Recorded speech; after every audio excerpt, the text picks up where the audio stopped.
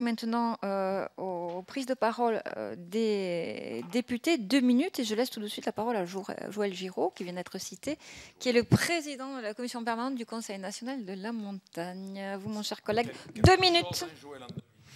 Mais je vais... Si tu ne m'interromps pas, tout ira bien. Bien, Madame la Présidente, Monsieur le Ministre, Mesdames les rapporteurs, moi je tenais à vous dire d'abord, évidemment, la satisfaction du Président de la Commission permanente du CNM, et je dirais qu'aujourd'hui, ce texte, pour bien être compris, doit être regardé à l'aune de deux phénomènes particuliers. D'abord, comme cela a été parfaitement dit, il s'agit d'un texte qui modifie et complète la loi de 85.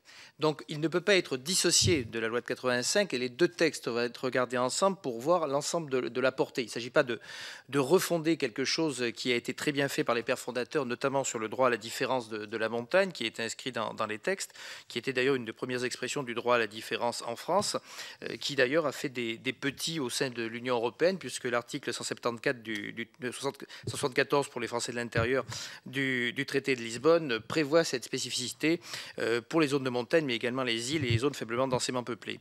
Deuxième remarque, il ne peut être regardé qu'à l'aune également des textes réglementaires qui vont avec.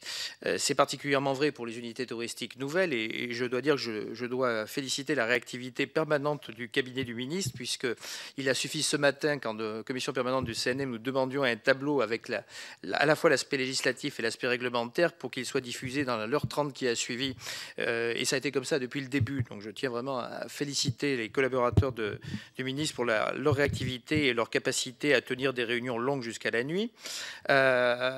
Donc il en est de même d'autres secteurs.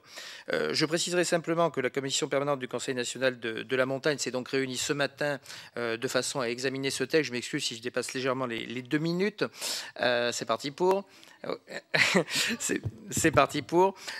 Et simplement faire remarquer que cette commission permanente s'est réunie jusqu'au mois d'avril dernier au Fort des Rousses, où elle a donné les conclusions de tous ces groupes de travail qui ont également servi, en plus du rapport de nos deux rapporteurs, à l'élaboration de ce texte. Je n'oublie pas non plus la réunion de travail au sommet du col de Lautaret du ministre, puisque nous lui avons démontré qu'il pouvait neiger au printemps, et que finalement, par 1 degré, on tenait très bien d'excellentes réunions. Merci, mon cher collègue. Si je peux me permettre, merci. Juste pour intervenir sur les 2 sujets qui nous semblent importants. Non, pas de sujet. Attendez, on a l'examen des amendements la semaine prochaine. Simplement pour dire que sur le plan agricole et des services publics, effectivement, il y aura un certain nombre d'amendements qui nous semblent importants.